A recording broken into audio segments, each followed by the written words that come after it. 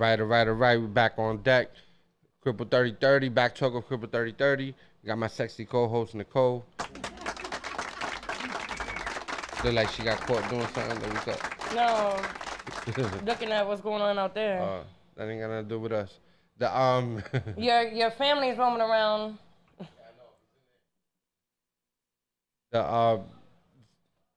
We don't got Jay Gutter today. He's actually taking care of some personal business, fixing his whip or whatever.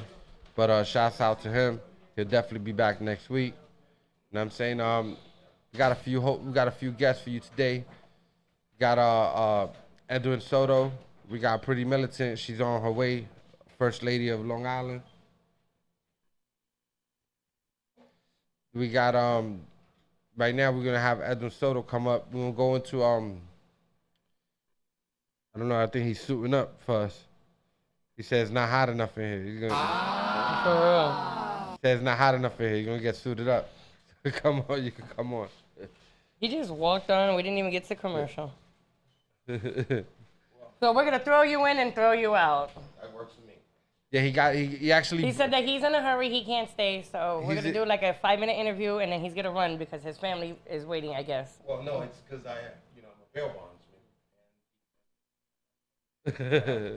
Right. I said, well, let me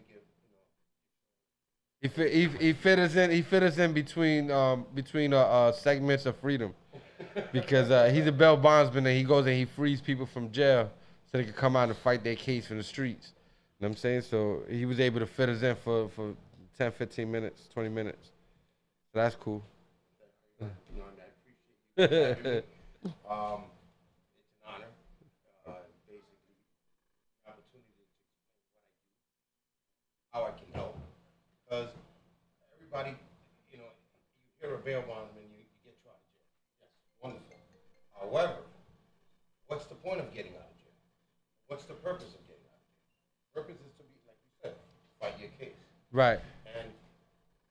And as many of us know, being on both, in my case, being both sides of the fence, it's easier to defend your case when you're outside versus you're being in the law library in Rikers Island. That's a fact. So. Try to adjust your mic.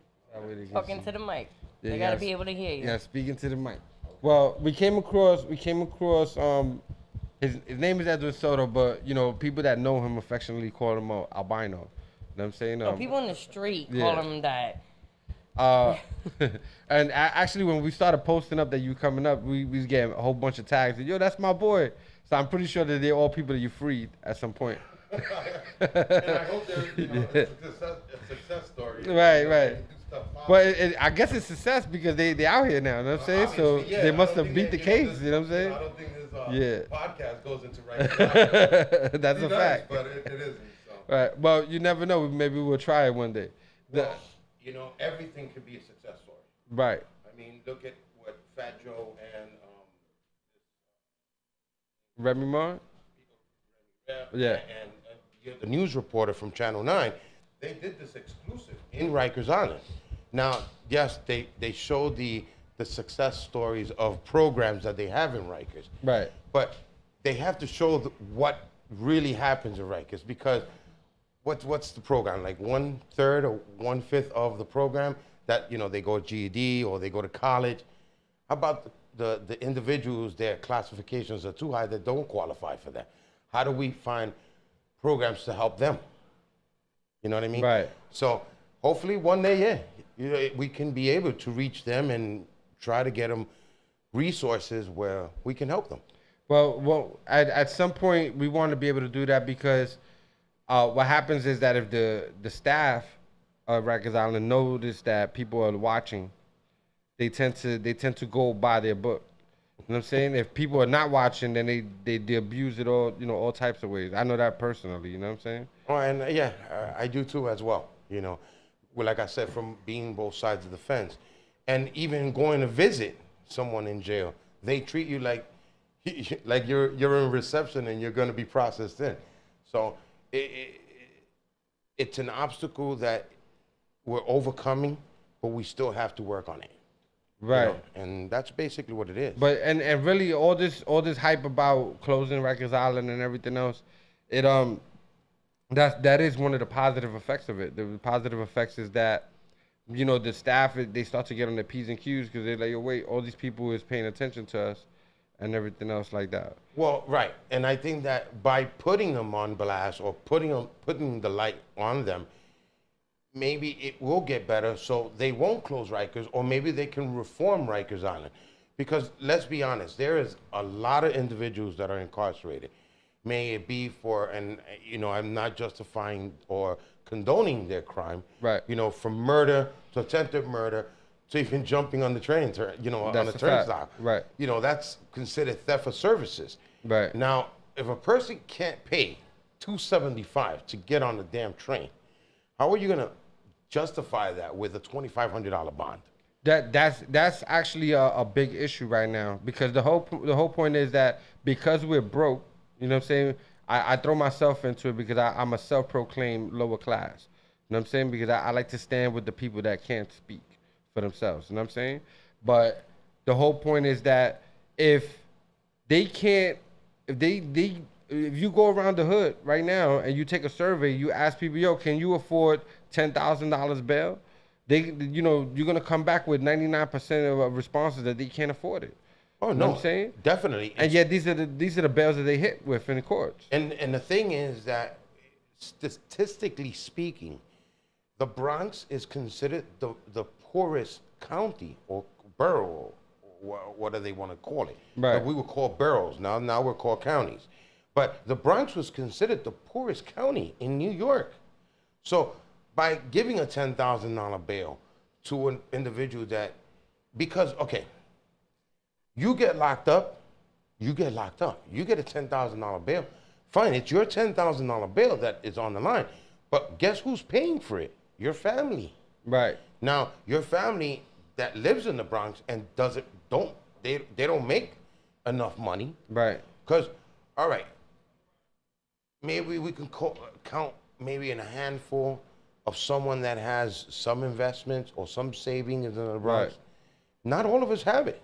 Because I live in the Bronx, I was raised in the Bronx, you know, I was born in the Bronx, and I'm a bail bondsman, but I don't have an emergency fund for something that, if God forbid something happens. Right. We live check by check here.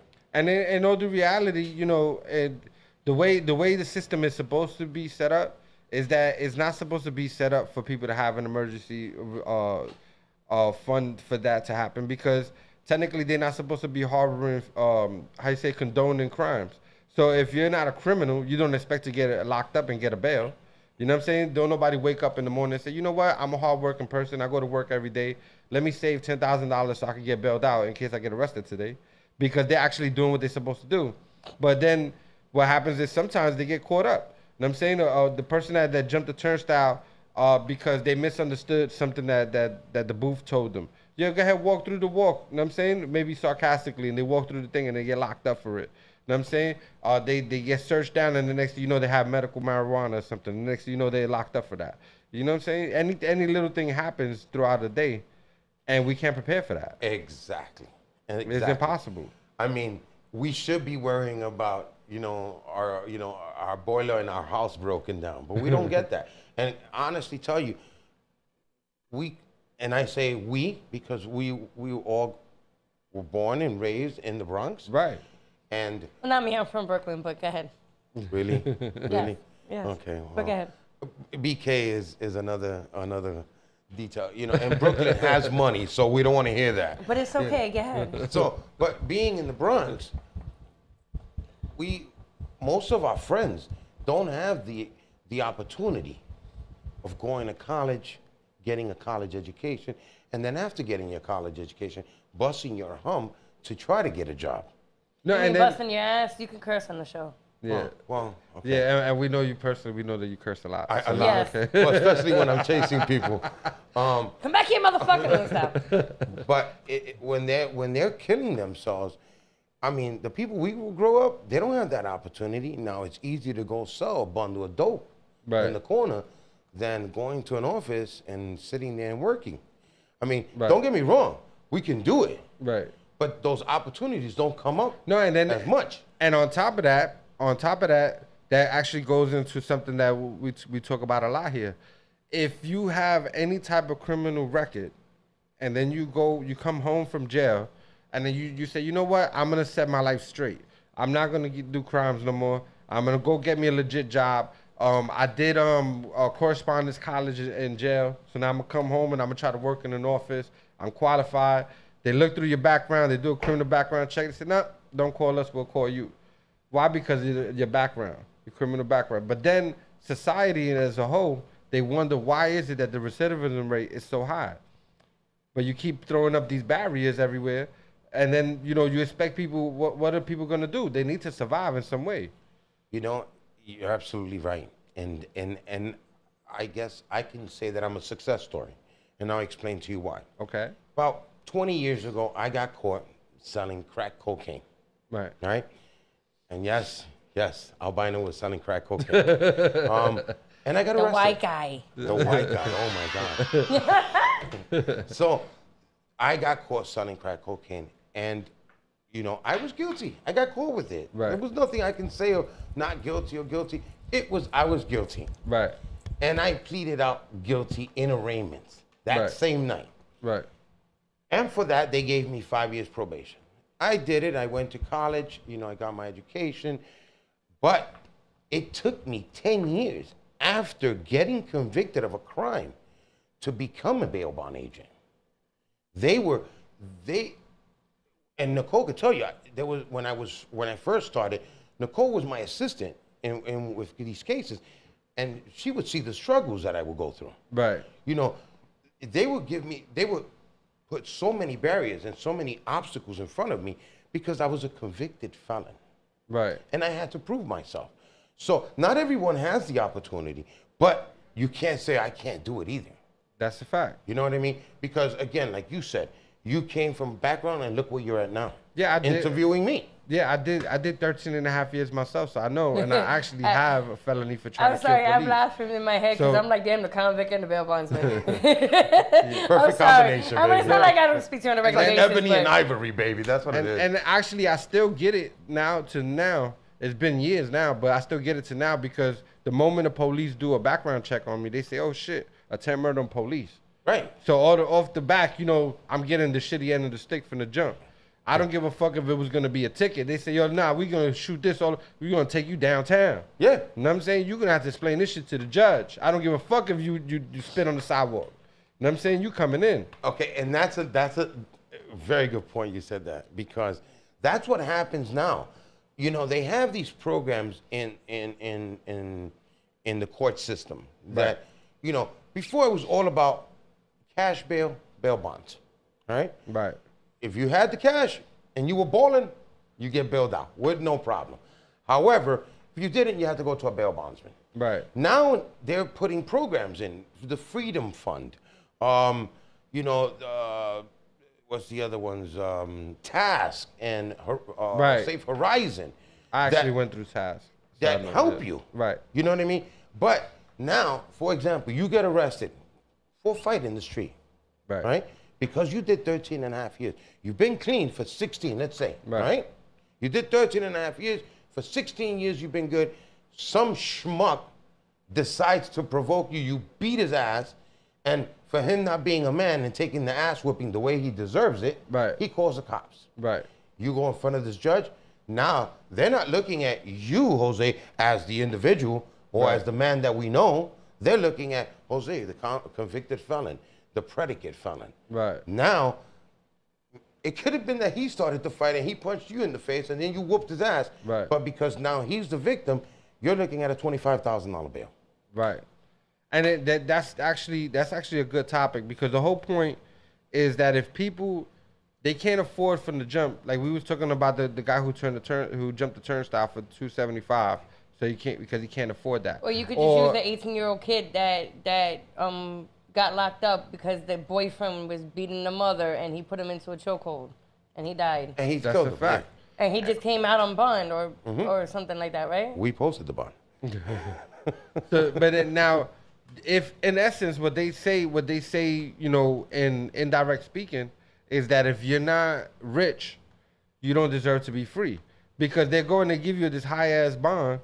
You know what I'm saying? Actually, the high-ass bail, that the bond is still too high, because, you know, actually that's what bail bondsmen do. They help you lower the amount that you got to put, right? We take a percentage of the bond. So, for example, on a $25,000 bond, it only costs you $1,760. But when I go to the front of the judge, I have to tell the judge how much you put down, who's signing on the bond, and if these people are working. Now, if these people are working, maybe the judge will sign. Sometimes the judge wants collateral. Now, you go in there and you say, well, I'm the insurance company, or I'm the bail bond company that represents the insurance company. Right. What do you need collateral for? I'm signing on the bond. Right. I'm guaranteeing that X, Y, and Z is going to come back to court. And then if they don't come back, then it falls on you, right? Then it falls on us. Then we have to pay the state or the district attorney's office the $25,000. Then we go and sue the family that signed on the bond for the money. Right. But 99, well, you know what? About 95% go to court. Right. It's those 5% knuckleheads that want to run and think that they can get away. Right. Because you're really right. You may be that savvy to get away from me. Right. But there's 35,000 police officers out there in New York right. that you're going to get caught sooner or later. So why run? That's a fact. They don't learn. And they haven't met his brother either. Right. Yeah, and they haven't met the other brother either. They ain't got the goons. They ain't got the goons. Well, you know, and there's 7 of us. Goons, yeah. There's 7 brothers that are, you know, right. 4 of us are in the business. I'm the posting agent. I'm the bail bondsman. And right. then the other guys are the recovery team. But 95% of them do go to court. And they do have, you know, they have families. And unfortunately, they found themselves in a circumstance. Because you come out of jail. You can't find a job. Right. You sell drugs in the corner. Right. But you're selling drugs because you got to feed your son and your daughter. That's or your fact. kids. Right. What do you do? Not feed them? What do you tell your kids? I don't got any food. I'm gonna do what I have to do to make my family, you know, whole again in the sense of feeding them. Right. If I gotta go sell drugs, guess what? I'm gonna do what I have to do. But we penalize that. Right. And I, you know, and it's funny because my dad and I always have this conversation. Right. Because my dad is pro-choice in the sense that you want to get high is your problem. Right. You know, he doesn't get high. He doesn't believe in getting high. But if you want to destroy your body, because your body is your body, right. Who are we to judge? That's a fact. Right? Now, the government says, no, that's illegal. Why? Because they can't tax it? Let's be honest. Right. They're not taxing it. They're not making any money on it. Now, marijuana is becoming legal, thank God. Marijuana is becoming legal. Or in right. a lot little of the by states. little, right. Little yeah. by little, right? But why? Now, like Denver, Colorado, Seattle, Washington, they can tax it. So instead of selling a nickel bag of weed, it'll be $5.99. So the 99 cents goes to the government. $5 goes to you, and you pay the, you know, your connect or whatnot. Right. And then the government says, hey, forget about your connect. We got some better stuff back here. Check this shit out. You know what I mean? Now they become your distributor. Right. So they're making more money from both sides. That's what you got to do. You want to go kill yourself? Go fucking kill yourself. Knock yourself out. It's your body. Well, but the idea is to actually take care of your family, right? Right. Because like the example that you use. Now, you know, just to be clear for everybody, you know what I'm saying, the whole process of the bail bondsman thing is that they go to court, right, and they end up getting this bail. So how do you get in there? So what happens is, judge calls a $25,000 bail. Right. $25,000 bond. Because a lot of us and a lot of us that go to court, you'll hear this. 25 cash, 50,000 bond. They always double it. So that means if you had 25,000 in cash, you can get yourself out. But if you go to a bail bondsman, then the $50,000 number is what applies to us. On a $50,000 bond, what it'll cost you is $3,260. That's our fee.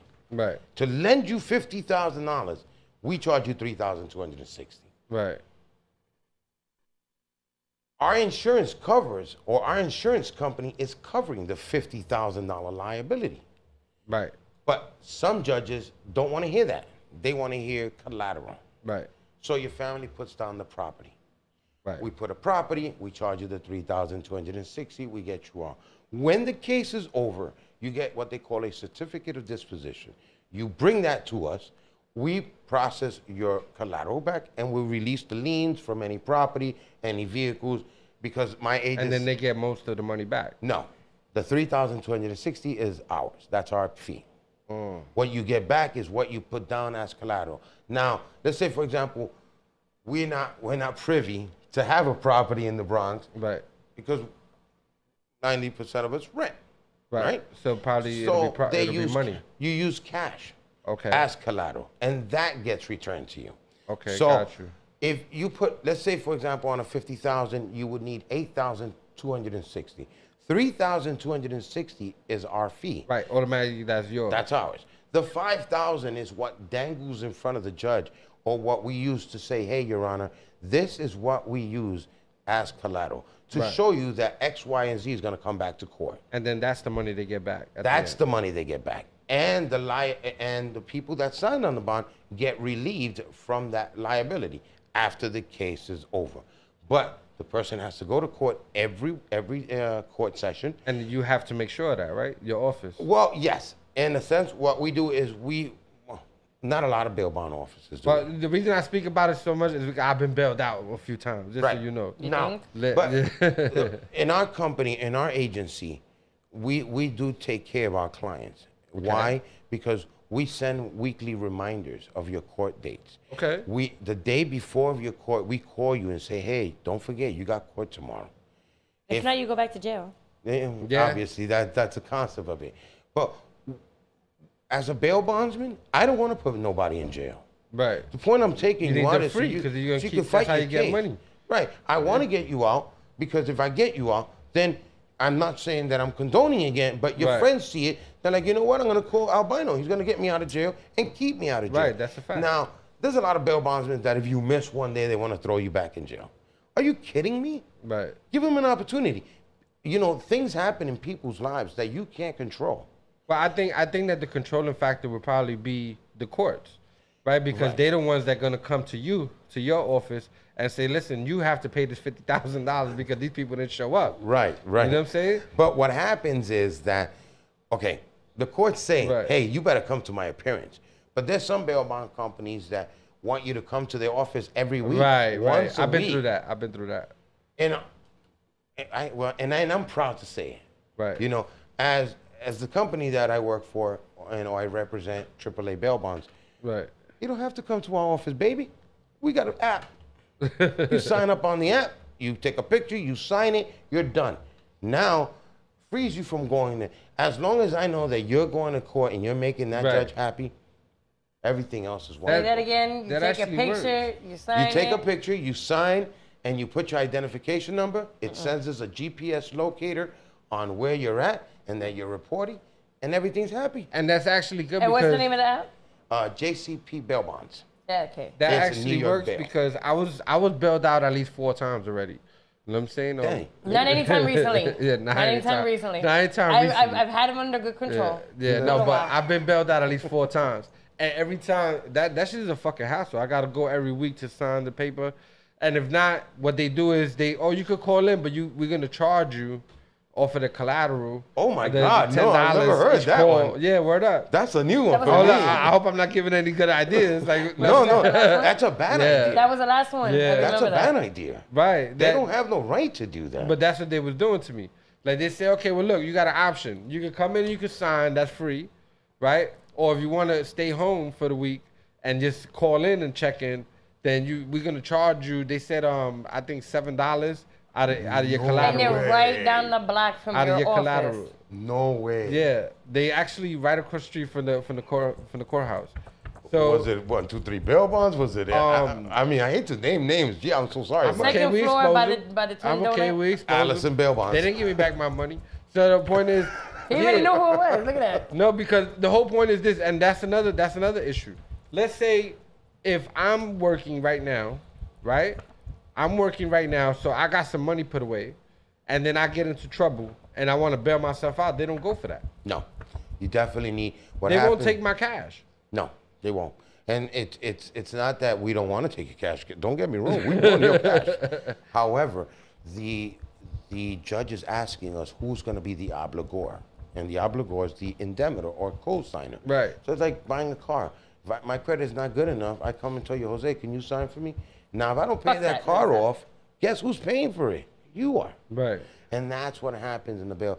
I mean, like I said, I would love to be able to go to jail and pick up your ATM card and you tell me you're paid and you sign an authorization form to bail yourself out.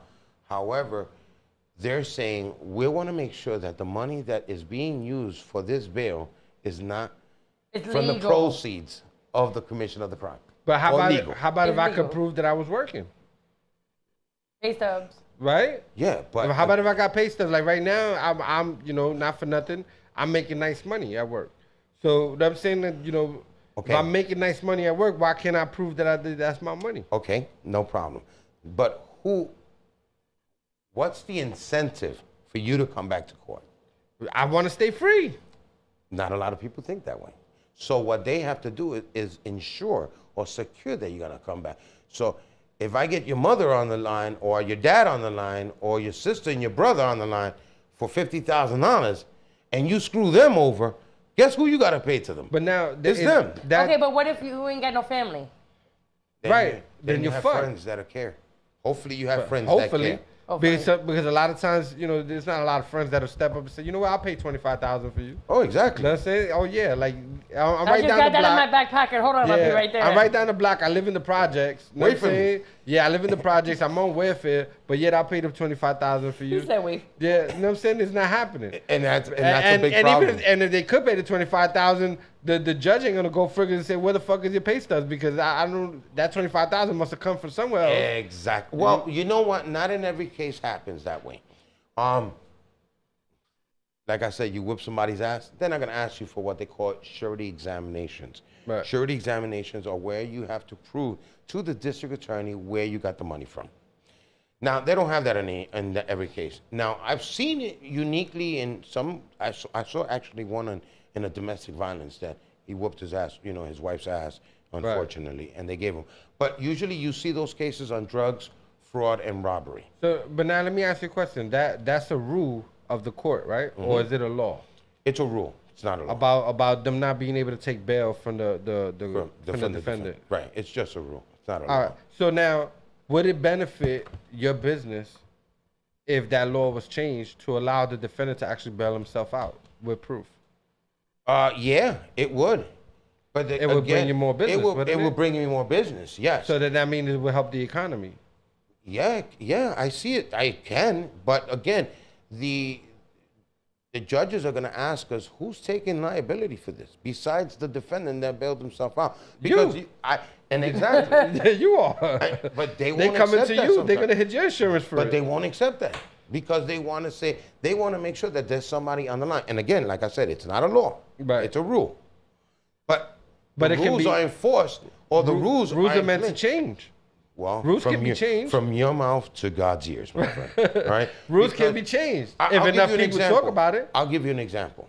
I'll give you a perfect example. That And might I be won't the name a next judge. campaign. And I won't You name a can't judge. pay enough. You gotta slow down. That might be the next campaign. We might campaign to change that rule. No. Well, Yeah, why not? Maybe, but again, okay, I'll give you an example. Right. And I won't name the judge's Give a lot name. of examples. All right. There's We this okay judge in with Manhattan. exposing judges. We This is all right a with judge that. in Manhattan that is tough as nails. All right. Okay. He'll put a bond. He'll say, okay, I want $50,000 bond, $100,000 cash, and that's how it sounds. Right. But what it means is, if you have $50,000, you can get out of jail. Right. But if you have $100,000, you can go to a bail bondsman. Now that judge comes and tells the family, okay, you can post a bond, no problem, but I want 50% in collateral. You just asked this family to put 50% of $100,000. That means they Now- gotta put 50,000 cash. Why do they need me? Property worth. Right. Right. Now, if they put a property, If they got then that much can damn need me. money, they don't need to go They to the don't bail need me. bondsman. Exactly. Right. And that's what they're trying to do. They're trying to eliminate the bail bond business everywhere. I mean, Philadelphia did it many years ago. But then if that's the case, then just let everybody go RR. If you trying to eliminate the bail bondsman, right? Because really, in all the reality, especially when it comes to the poor neighborhoods and urban neighborhoods, we need a bail bondsman. When we in trouble, which seems to be a lot, because the damn cops always come and arrest us for dumb shit most of the time. You know what I'm saying? We're going to need bail bondsmen to help us because we don't got the money to be fulfilling these high-ass bails. So that's why now that's why the state and the government is saying, you know what, we're going to put these non-for-profit programs in, like the Freedom Fund and, you know, Safe Horizon, that release you on your own recognizance with a contract. Okay. Say, if you go to this program for this X amount of time and you complete the program, we'll seal your case and it's over with. But that's also case specific. Because TAS, I went through TAS. TAS is only for drugs. Right? Exactly. I'm pretty sure that the other programs is they similar. all have criteria. Right. So for Freedom Fund. I come in for the 10 murder and police. Oh, I'm not you ain't getting going none of nowhere. that. You stay in your ass in jail. I'm stuck in jail. Exactly. So now, if mind you, I'm still innocent to proven guilty. So if I get arrested for trying to kill a cop, then I'm pretty much given a life sentence. Because if I have no money, I have no friends, I have no family, and they come in and say, you got $100,000 bail, that I'm stuck in Rikers until I'm done. And when I'm in Rikers, I'm getting into mad bullshit anyway just to survive. Exactly. It's crimes of opportunity. Right. So you get charged and you get. And then I'm gonna get recharged. I'm gonna get recharged because if I have to cut somebody or I have to stab somebody to protect myself in there, or if I gotta beat somebody down to a pulp because you got 10 individuals trying to jump me in there, then that's another crime. I gotta come and I gotta call Albino. Yo, you think you could get me out of this bail bond? I got your payment plans, baby. Don't worry about it. So yeah, exactly. Because what happens is that we don't have the resources. And now these programs come and say, I can get you out of jail, but your bail has to be $2,500 or lower. You've never been arrested ever. You don't have a felony. So now you're looking at them and like, okay, I got convicted of a misdemeanor last year, and my bail is $2,000, but I don't qualify because I have a charge now. No, and then that's another thing. Like, they also case specific, but then they also based on your previous criminal history. Like, I went through TAS, and I had to go through mad hoops just to get it because I had a violent criminal history. Once you got violence in your criminal history, it shuts you out of a lot of programs. You disqualify for everything, or mostly everything. Right. And now, I'll give you another example. Back in the days, when you got convicted of a crime of selling drugs, for example, and you got a 1 to 3.5 years, you will qualify for shock, right? Right. Not anymore. Not anymore. You get convicted of a crime for drugs, you have to waive your right to go to shock. No, and that's another issue right now with the system, because they don't even give you a chance to. Well, they give you a chance, but then they make it hard for you to even fight your case.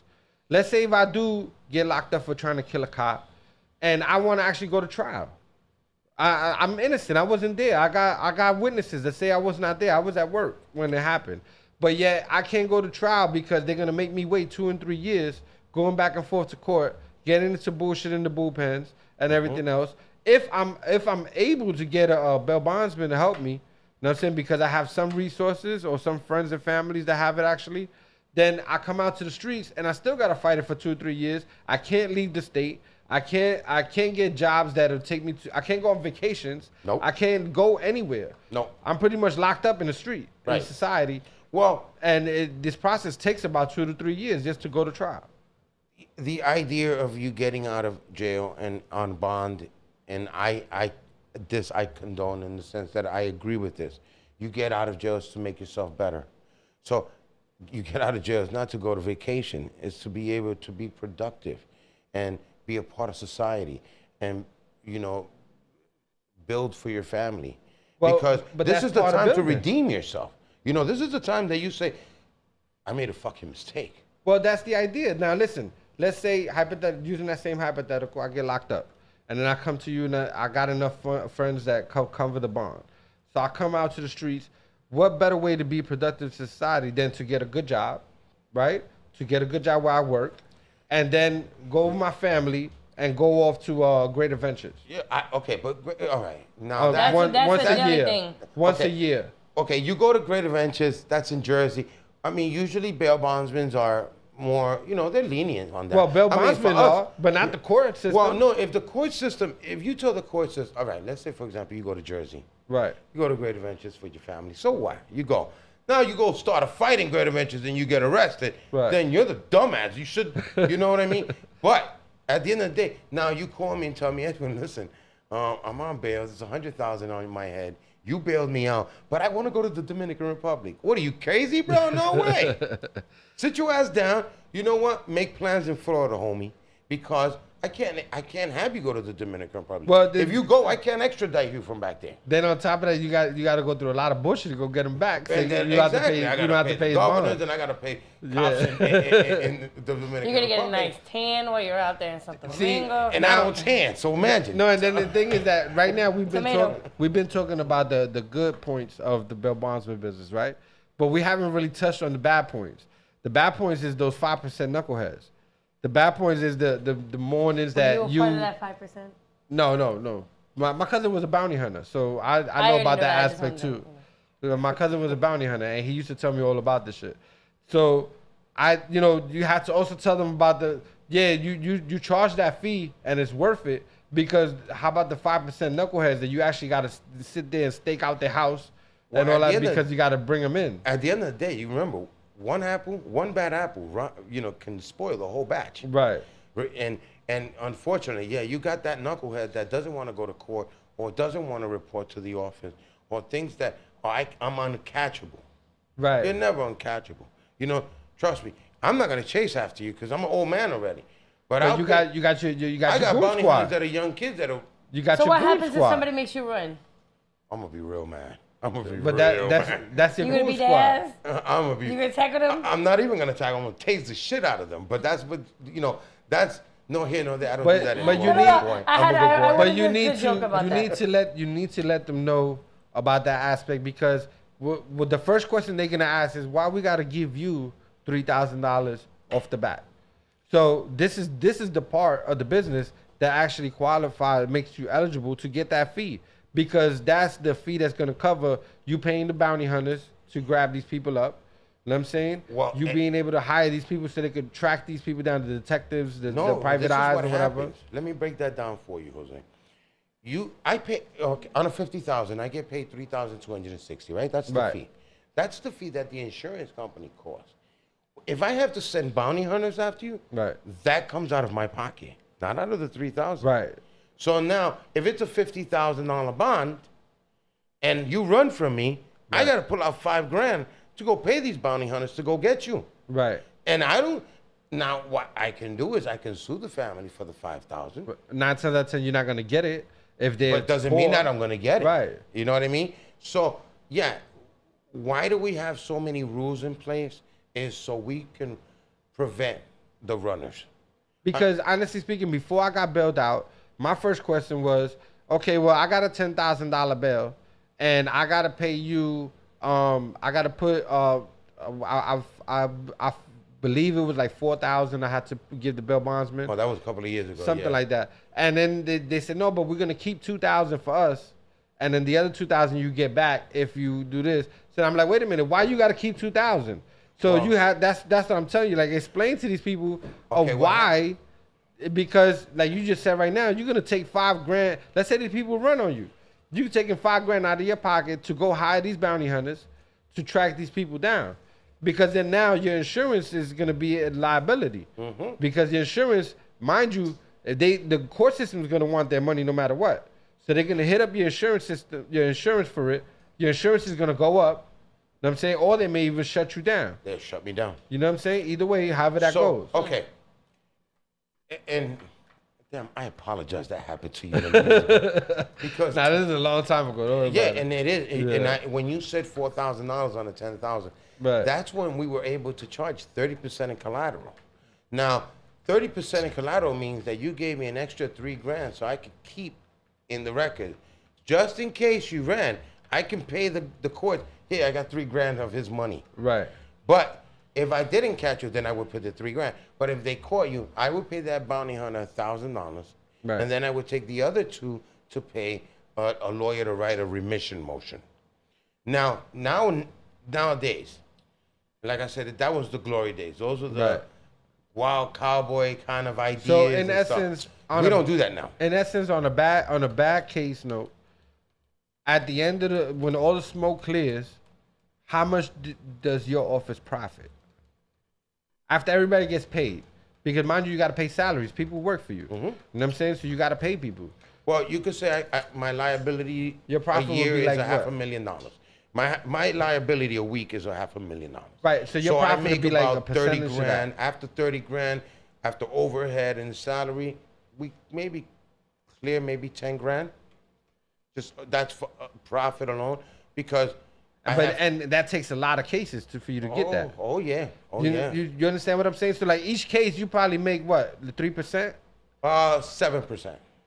That's not a large percentage. No, it isn't. I mean, versus before when we were able to charge, Right. courier fees and, and again, courier fees were illegal. So these companies were doing stuff that were illegal, technically. When we bail you out of jail, Right. I post a bond. The judge gives me a release order. The family paid me X amount of dollars. That courier, you can do it yourself, or I could send one of my guys to do it. But that overhead has to come out of there already, because you paid a fee. You paid me to get your family out of jail. So the process from going to court to dropping the release order has to be in that. And actually, that's another part that I haven't even mentioned.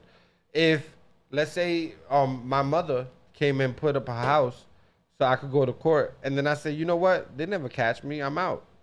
My mother's house is at jeopardy. Oh yeah. So the fact that you send bounty hunters to catch me is good for her, because it actually lets her keep a house. Right. So she won't be homeless. But okay, so let's say, for example, your mom has a $250,000 house, right? Right.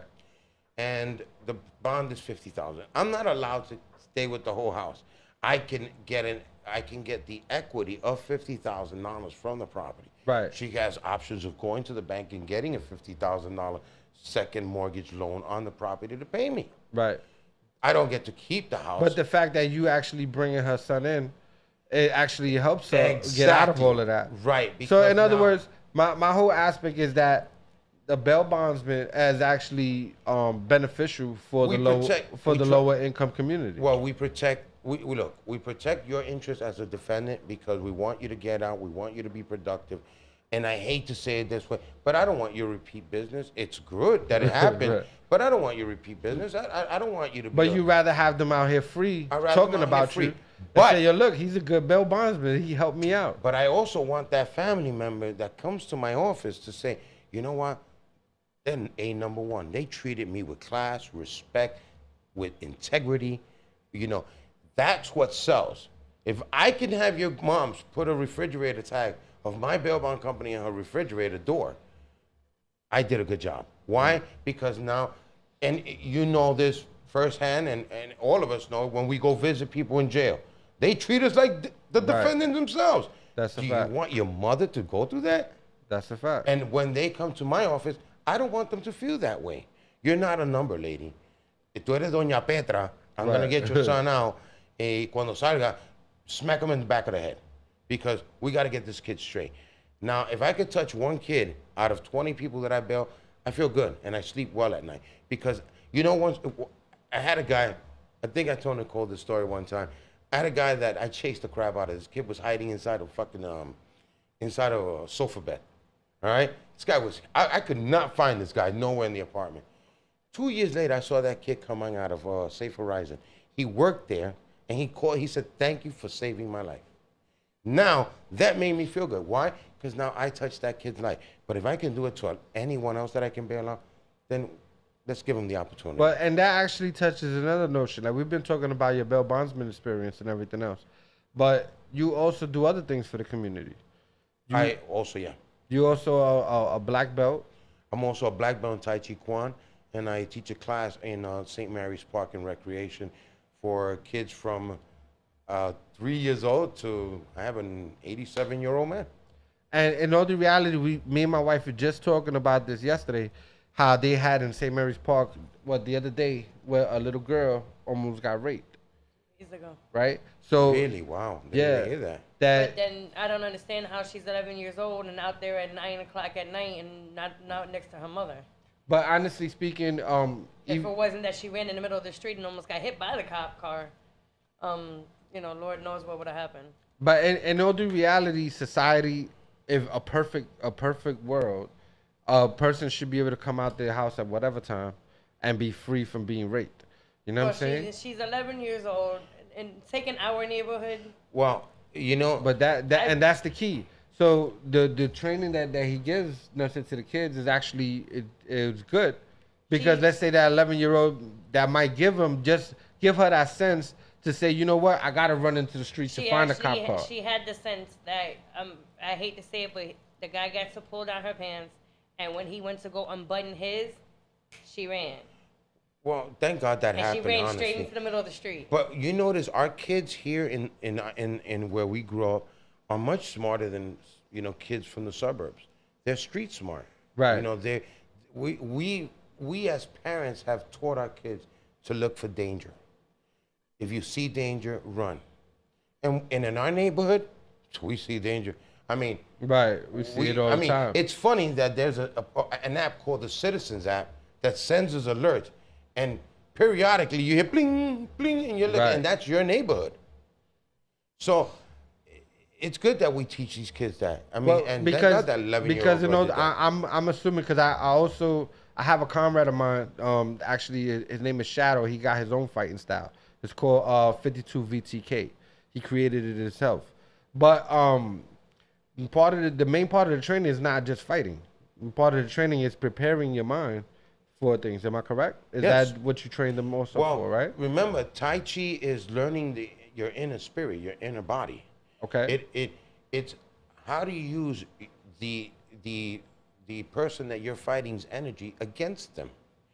But to do that, you have to learn to absorb and to be able to meditate and to be able to focus. Because, all right, everybody glorifies MMA. And yeah, you know what? I wouldn't go into one of those guys in the ring with them. Yeah, I know. But at the end of the day, it's more about discipline. Right. It's about, because an MMA fighter can fight at the second. So who do you think's gonna win?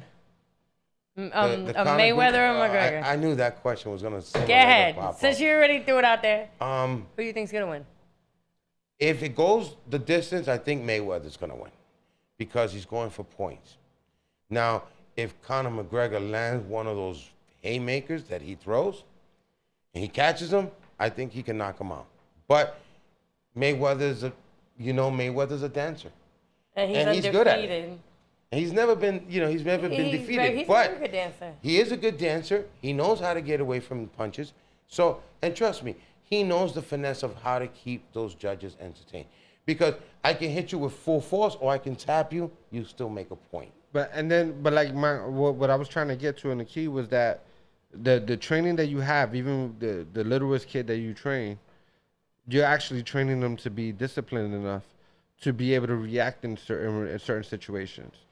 You know what? A lot of our kids don't have that. Right. And you know what? The first lesson that you teach even a child or a young individual is learn how to run. You know what I mean? Or learn when to run. Learn when to run. Because there's a fight and flight aspect of it. If you have no other resources or anything else, then you fight. But if you can fly from there, fly, man, because you never know what your opponent's gonna have. Nobody is Superman. Nobody's Superman. And that honestly speaking, me speaking from the outside, because I never had any. Well, I did have some martial arts training, but nothing major. Before I even had anything like that, it was like okay, well, they're gonna teach me to be able to beat everybody. And in all the reality, you can't have that concept because you're gonna die. Yeah. Because every person is a human. You're gonna die. Everybody bleeds. And you know what I'm saying? We watch these kung fu movies on TV when 3 or 4 people are fighting one guy, and he's kicking the crap out of 4 people. You're not gonna get that same, discipline in the street. That 4 people are gonna take one at a time to take a turn and get your ass whipped. Okay, I'm gonna start here. Then I'm gonna block here. No, they're all 4 coming at the same time. So if you're in that situation, you run. And you get somewhere safe. Now, if you can, the point about learning martial arts is to defend yourself enough to save yourself. Again, now, that's why we put them to jog. We make them run up downstairs. Why? Because we build the endurance. Do you run up and down the stairs, too? When I have to, yeah. But I like elevators and escalators. And then that's important for the kids. Because let's say the kids that they grew up in our neighborhoods, right? That they, like I have a stepson that he practically lives in the park. Like if he can, if he was allowed to, he would stay out there forever. But in all the reality, it should be his right to be able to. Exactly. Because the society should be free enough to be able to do it. However, because of what happens in our areas, you know what I'm saying, it's probably good for him to get some type of training like that. So that way he knows, okay, well, if I get in this situation, I know I'm not Superman. I got this 40-year-old man, 50-year-old man trying to come and do something to me. I can't just stand there and fight it. I got to find a way to defend myself enough so I can get out of there. Exactly. You know what I'm saying? And that's where the training comes in at. Yeah, exactly. That's where that comes in good at. Exactly. Because, again, I remember when I was growing up, and Jose, we're about the same age. When we could hang out in the park and not worry about getting into trouble or getting molested or getting touched or what, we were kids. Kids were kids. Our neighborhoods took care of us. Our neighborhoods don't take care of our kids now. It's just... That's a fact. It is so... You know what kills me? You know what's bad is that if you really think about back in the days and all the shit that your profession and the shit that you did, if you look at the old-time drug dealers, they actually did something for their communities. Look at everything now. Yep. Everybody's for themselves. Nobody do shit. And at all. It's sad to say. It's really sad to say that it's nothing like how it used to be. There's nothing to really keep you occupied unless you really push the issue. What's ironic is that I used to be in the streets at 10 years old in the same neighborhood I live in now, right? At 10 years old, 11 years old. And the same people that was on the block making money was the same people who's like, yo, nigga, ain't it time for you to go home? You got to go to school tomorrow. Like, get home. You know what I'm saying? You want me to call your moms? Or if not, they'll be the ones to grab you up by your collar. And yo, I'm taking you home. Yo, Doña, yo, he's still out here. Yo, you take this kid. He don't got to go to school tomorrow. And it's funny nowadays. Those would be the same ones. If you compare it right now to the same incidents, same situations, they the same people that be like, nah, stay outside with us. Oh, here, hold this gun for me now. Yeah. Now it's here, hold the pack. Yo, here, chill with me. Hold the gun. You know why? Because you're young. Don't worry, they're not gonna mess with you. Right. Instead of saying, yo, I'm gonna protect the youth and say, do what I mean, because I was growing up and there was drug dealers that would walk me to my house and be like, Señora, and yo lo estaba llamando. I was calling him. Where was he? Oh, he was down the block. Okay, thank you. And you know what? My parents respected those people because they're like, you know what? They're hustling, but they're taking care of our community. Now, the same guys, not the same guys. Right. Same situation. The next generation. Yeah. But with the next generation, instead of doing that, they're shooting at each other. Right. Or they're fighting with the next block. Or they're fighting with the next block. How the hell you just broke bread with this man a year ago? Now you guys are enemies. Yeah. You gotta be kidding me. It's ironic because back in the days when I was a kid, my mom could actually come out her crib, and without even walking down to the corner, she already hears from 5 different people where I'm at. Like just people just chilling on the stoops, people that are just outside just hanging out. Yo, yeah, no, Cripple, he's down the block. I seen him on the corner. Doña Florinda was the first before she even walked to the corner. Nowadays, you come outside and these are all the same people hiding you. Like they're hiding their kids from you. Like, oh no, I haven't seen him in a year. Yo, your mom is looking for you. You want to go hide, right? Because you know what I'm saying? Just said, yo, I ain't seen him in a year. And then he's calling you on the phone or texting. Like, yo, hide. Your mom's looking for you. Right, that's what happens. That's exactly what happens. I mean, I guess maybe because of the respect that we have, I don't go through that because I'd be like, yo, you seen Gio? They'd be like, yo, he's right there on the corner, that basketball hoop with that basketball, right there. That's actually a case of staying in touch with your neighborhood, staying in touch with your community, as far as we are concerned. Like, But we're nobodies. No, you say you're nobody. No, I know. But you aren't somebody in that community. No, I know because I mean. So they know that you're on point mom that don't let your kids do the stupid shit that other kids are doing. Yeah, you already know. You know what I mean? So if forget it, the world's falling apart if Gio doesn't call you like about 6 o'clock. Right. I see her. She becomes her own bounty hunter. Right. Yeah. And I see her done some shit like, really, lady? But, it's how our parents are, or how the parents are raising our kids. Right, and that's... before I got with Jose, I think you remember when Marquise and Caitlin, they were going to the store about 4 years ago, and they caught Marquise right there in the corner of Cypress in St. Mary's, and Marquise had the money, but Caitlin acted like she had it, and they tried to rob Marquise for the money. He refused to give it up. They broke Marquise's inside of his cheek because they beat him up, and then Caitlin refused to leave her brother. Right. And I had got the call from a random cab driver that happened to be passing by, and he grabbed up the kids. By the time I made it to the Chinos, I had Albino and about 20, 50, everybody, about 20 people on the corner waiting. So we were all looking for these two people that went and jumped them. You know, okay. You see, like her son Marquise, he's a knucklehead, but he's a good kid. Right. Like he's a good knucklehead? He's a good he's a good knucklehead. You know, he's defiant, but he defiants about dumb things. Right. You know what I mean? Very dumb. I don't see him hanging on the street. Very dumb thing. And just saying. And you don't be supportive. I've been a supportive stepdad. But you know, okay, and he's not outside in the street hanging out. Right. Not like these. But at one time he was, though. Remember? I let him be, so because he has to learn. Okay. But only to a certain extent. Nicole. Wait. You could hang out with the kid. No, wait. You can't say he was hanging out on the street by himself because you were standing about 10 feet away from him.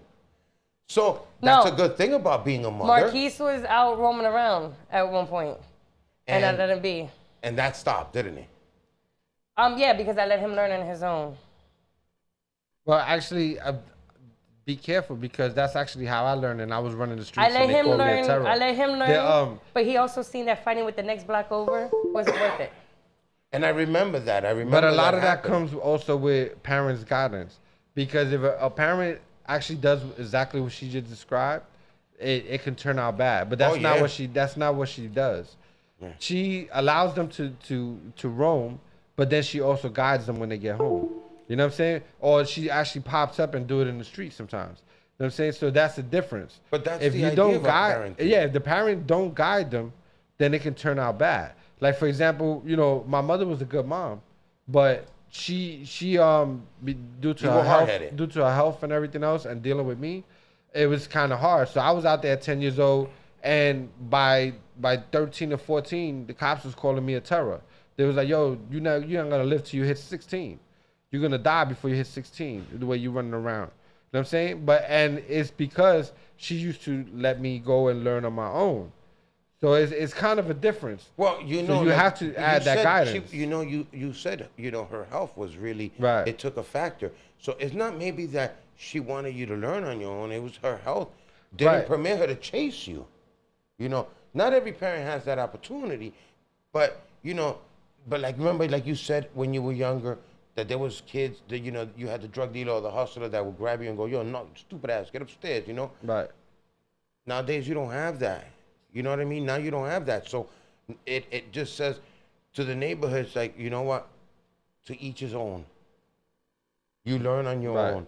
If you get screwed up, that's your fault. So now, let everybody know where they can find you, so they can get in touch with your bail bondsman business, so they can get volunteer for your classes. Well, if you want to take the karate class, it's on Tuesdays and Fridays from 6 p.m. to 8 p.m. in the St. Mary's Recreation and Park Center. It's on 465 East St. Anne's Avenue. It's a big-ass white building. You can't miss it. I hope that you don't need my business as a bail bondsman, but if you do, I'm in AAA AAA Bail Bonds, 909 Sheridan Avenue, and that's in the Bronx between 162nd and 163rd. And basically, you can look me up on Facebook, Edwin Soto, the bail bondsman, or type AAA Bail Bonds, and my page will pop up. And whatever, even from volunteering, if you want to volunteer, or you want to come and join the class, or even if you want to become a bounty hunter or learn about it and want to get involved, hit me up. I have no problem. You mentioned also an app for your business, right? Right. Now, that app only works for the defendants. Now, what happens is you got an app where they can get in touch with your business? No, not yet. I'm trying to work on that now. Right. Well, but look, I'm more, and I'm a 90s baby. I'm an 80s baby. I'm a 70s baby. I don't believe in, person to person. Come see me. You got a problem? Send your family to come see me. We'll take care of them. We're going to get you out of jail, and we're going to make sure that you stay on the right track. Now, after your case is over, if you jump off the track, I can't help you. Right. But if you stay on track while you're on my case, I guarantee you're going to be successful. You're going to be productive. You're going to be considered an asset to society. And that's the most important thing. You have to show that just because you live in the ghetto doesn't mean you have to be ghetto. Right. So, you have anything else for him? No. We're about to go. And just so everybody could understand, right? The reason that I believe that you wasn't getting involved a lot with the interview is because It's you've because been you working kept for the brushing me nigga. off How to the am I side brushing you off? because it was your dominant feature and you brought in Albino and that's your buddy. No, It's- But that's okay. that was It's your because people. we You have worked for that him. alpha male thing You going. worked for him for like a long time. But You know what, engineer? I'm sorry, can we And go you to- too? we go to break, we put some Remember, he music goes on? home with me.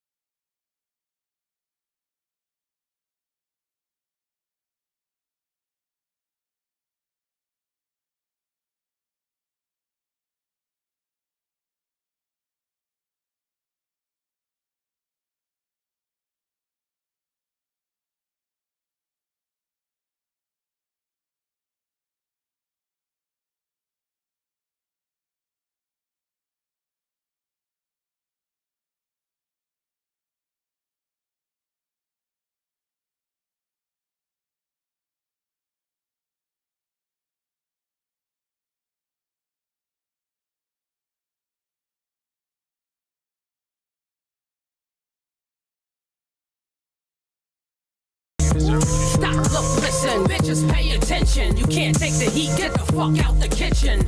I'm with a mob, crack house, we them lifeguards. Grab a bottle, maybe do say get your party on. I took something light, turned it into heavy ball. Sent it out to heavy hitters, now a place in every car. Prime sweet flex, tell them don't drop the bomb. A new sheriff is in town, ring that alarm. And I'm coming through, beam a clean bubble blue. Inside peanut butter, Cody got a bubble too. Seesaw movement eyes on me when I'm coming through. Pocophobia, cocky with an attitude. Bang this when you rolling in your box Chevy. Strolling down the strip in a zone with your pop heavy. Calico, spin your windmill, call me rock steady. Get your top notch bitch, she is not ready. I can get it done to it if I say sick 'em. My dog's off the leash, goons beat them grave diggers. Money coming fast, quick like a lame nigga. I'm still in the south, yeah, with my same hitters. Crack house, life law, we them brave niggas. I can get it done to it if I say sick 'em. The Matrix Studios Network. Ain't no limit, ain't no limit. Pretty militant, Al Nitty. Yeah. Long Island's first lady. Boy, sound. Let's go New York. Al Nitty. On that cross Bronx. H.O.B. Big A. Bronx block, stand up. What's up? Yeah. I'm racked up, I'm strapped up, I'm caked up, ain't no limit. I'm racked up, I'm strapped up, I'm caked up, ain't no limit. I'm racked up, I'm strapped up, I'm caked up, ain't no limit. I'm racked up, I'm strapped up, I'm caked up, ain't no limit. She want that Molly, got that Molly.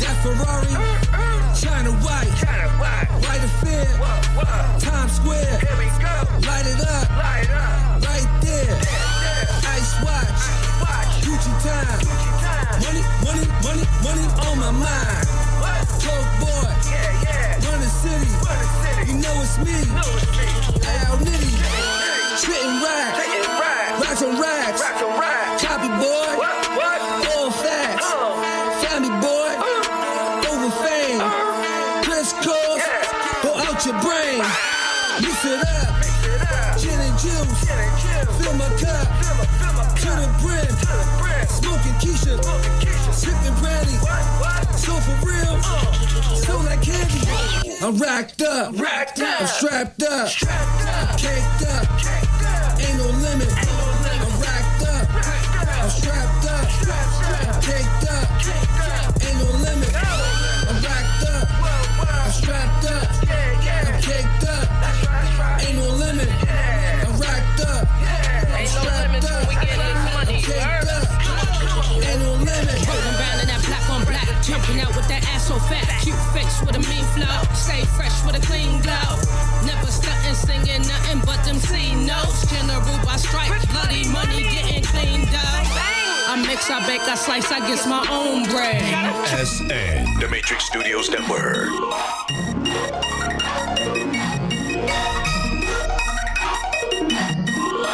Let's go. Oh, okay.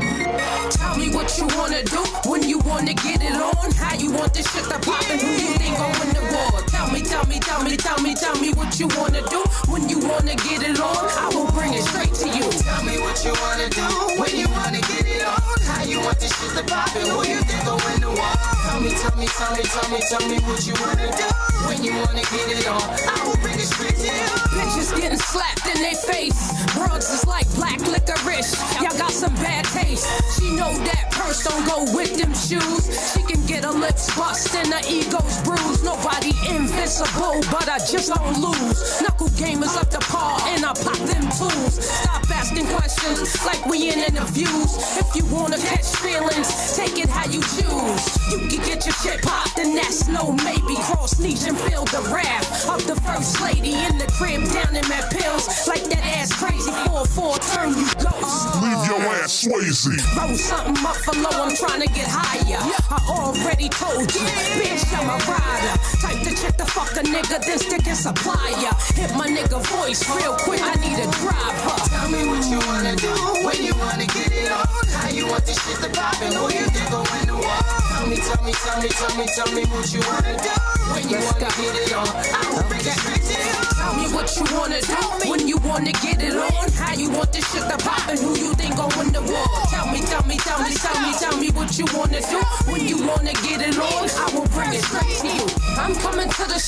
no switch, straight popping, no dress, slave stockings, no walking, guns cocking. I'm that bitch, that pops off. We bump heads, smile, ooh, it's gonna pop off. We knuckle up, bitch, you was getting mopped off the floor like the blood from your hand with some hot sauce. Then I'm back to the spot to get my rocks off. I keep my shit bling blinging like a hot bar. Them bitches know they can't fuck with niche. I'm in the booth or in the streets getting money or with a freak. Your fam know how I be on the grind, cause he never had a money stack bigger than mine. When it's time for war, I load nothing but slugs. You ain't got no cash, so I gotta get it in blood. Stop hating, I'm more hotter and I'm living it up. Southside motherfuckers start giving it up. What? Tell me. Ain't no limit, ain't no limit. Pritty Militant, Al Nitty. Yeah. Long Island's first The Matrix Studios Network. Let's go New York. Al Nitty. On that Cross Bronx. HOB. Big A. Bronx Block, stand up. What's up? Yeah. I'm racked up, I'm strapped up, I'm caked up, ain't no limit. I'm racked up, I'm strapped up, I'm caked up, ain't no limit. I'm racked up, I'm strapped up, I'm caked up, ain't no limit. I'm racked up, I'm strapped up, I'm caked up, ain't no limit. She want that Molly, got that Molly. That Ferrari, China white, white affair, Times Square, light it up, right there, ice watch, Gucci time, money, money, money, money on my mind, Coke boy, run the city, you know it's me, Al Nitty, spitting racks on racks, copy boy, all facts, family boy, over fame, crisscross, go out your brain, mix it up, gin and juice, fill my cup, to the brim, smoking Keisha, sipping brandy, so for real, so like candy, I'm racked up, I'm strapped up, caked up, ain't no limit, I'm racked up, I'm strapped up, I'm caked up, ain't no limit, I'm racked up, I'm strapped up, I'm caked up, ain't no limit, I'm racked up, I'm strapped up, I'm caked up, ain't no limit. Rolling round in that black on black, jumping out with that ass so fat. Cute face with a mean flow, stay fresh with a clean glow. Never stunting, singing nothing but them C notes. General by stripe, bloody money getting cleaned up. I mix, I bake, I slice, I get my own bread. Try to come for mine, you getting all that. Never mind what your bars or your jaws said. Violating red shots is to your forehead. I'm wrapped up in Louis, but strapped with that Thule. I'm rolling with Nitty, that's Coke Boy and Pretty. Militant music, they tweeting this is exclusive. Hands high if you feeling this movement. Word life from an LIU this. Let's go. My shekels is pie, my squilla is stacked. The bank man, he love me, I hit him in racks. I'm getting this money, no limit is facts. I don't have no time for your hater distracts. I'm rolling it up and I'm blowing it back. He want me, she on me, they both want to snack. What looks in the swagger, gift in the gab. I needed some yak and they both in the bag.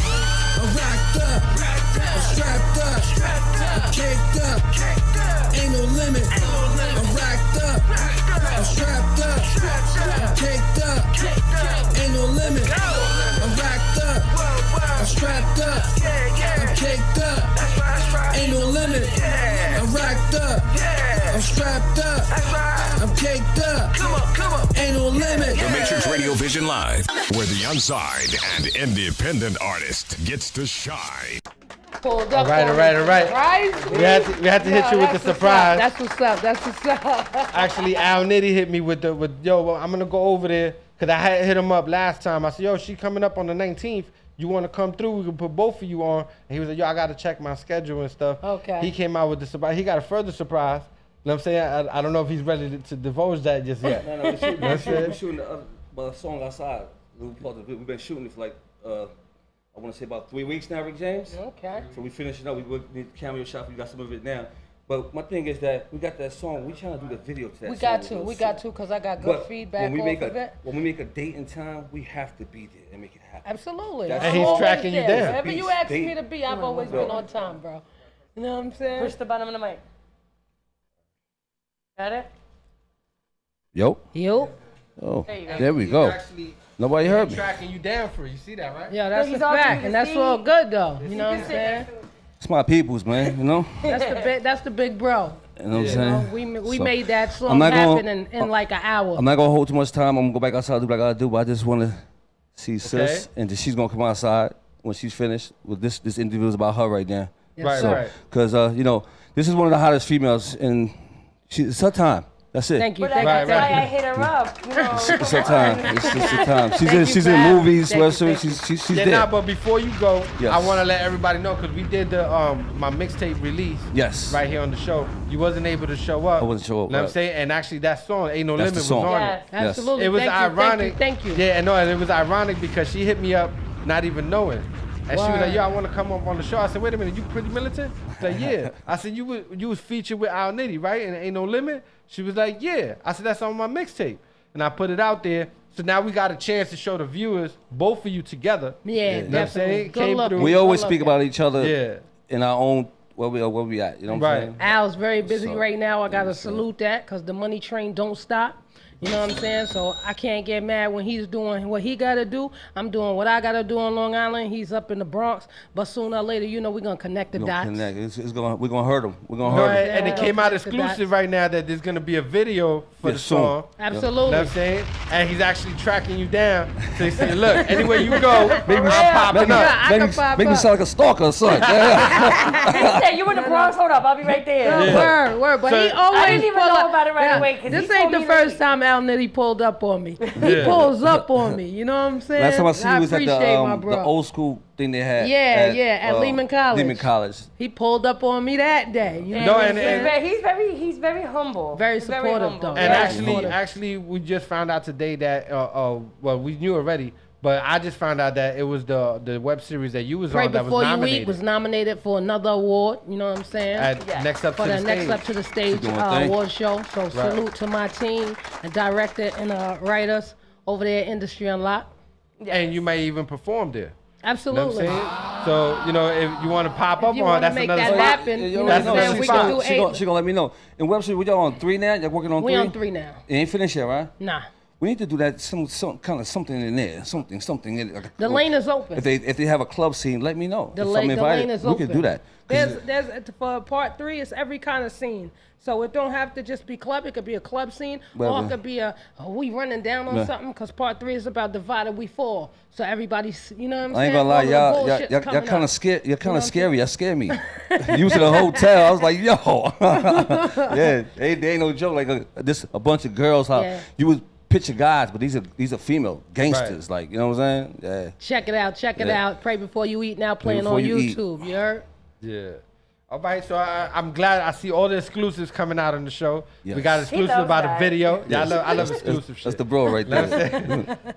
we got the video coming out eventually. With both of y'all gonna put that together. Absolutely. You're still shooting a scene in your video right now. Right now, when You know y'all what I'm saying? finish, you gotta come out there and get the cameos. Yeah, definitely. All right, definitely. so I shall holla. I'll see you in a minute. All right, All baby. Thank you for coming on. I love you too. Thank you for coming. Shout out to that Coke boy Al Nitty. You heard?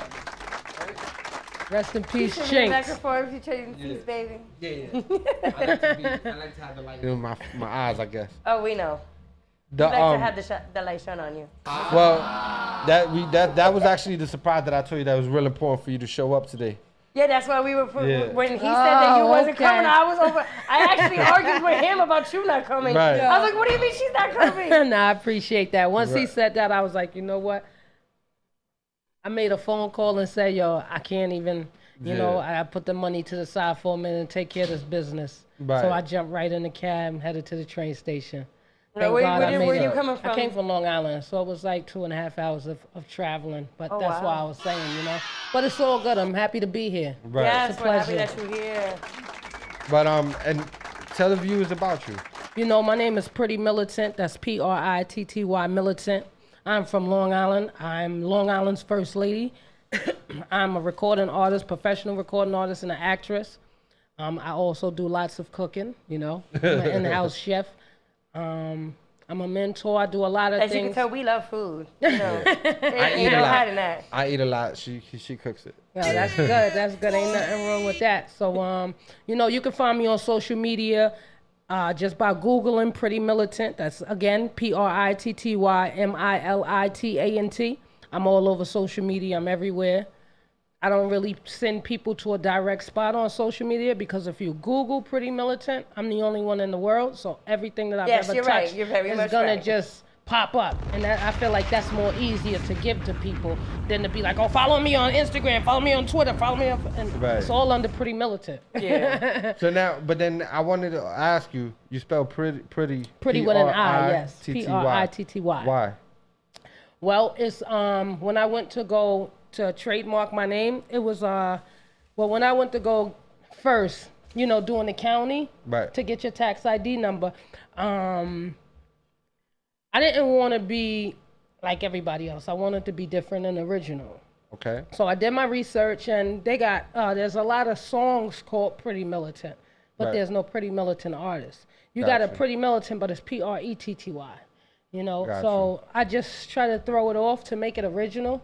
Right. And being that I'm the first lady, I always got a 1 in anything. You understand what I'm saying? You got to be the first. I put the I. The I represents an I, and a 1 as a number 1. Got you. I actually admire that. You know what I'm saying?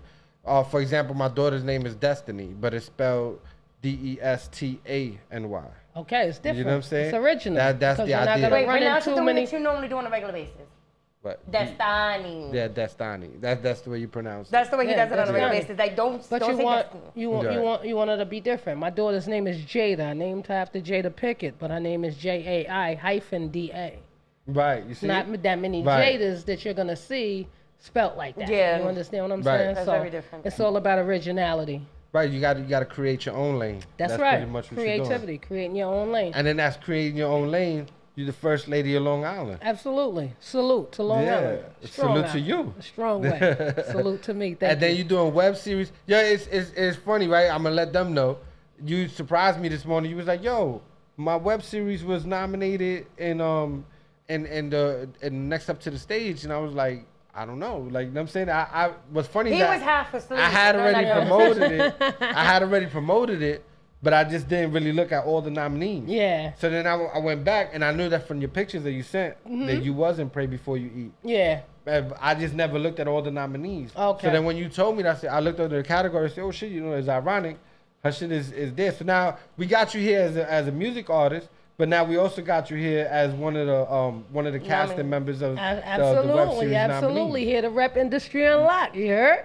So that, you know what I'm saying? So do you, explain about your part in the web series. My name is Original in the movie. I play Pritty. I'm a shooter. Okay. You know, I'm Keisha's partner and Tyler's cousin. My cousin gets killed in part 1. And it's like I come into town to find out what happened to my cousin. So I link up with the girl she was running with. She hits me. She's like, yo, I got some bread if you want to make some bread. We go rob the Russians for $1.5 million. You know, so we taking it there from part 2 was called This Ain't a Game, It's Survival. Part 2. No, that was part 1. It ain't a game, it's survival. Part 2. How can I not think? I just can't think right now. Excuse me. You got a lot going on. I got a lot going on. We got part 1, Pray Before You Eat part 1. We got Pray Before You Eat part 2. It dropped October 10th, 2016 in Jamaica Multiplex. And we got part 3 coming up, dropping this year. And part 3 is just we're doing bigger than ever. Got you. You know, we're the first web movie to ever drop a web series movie out of a movie theater.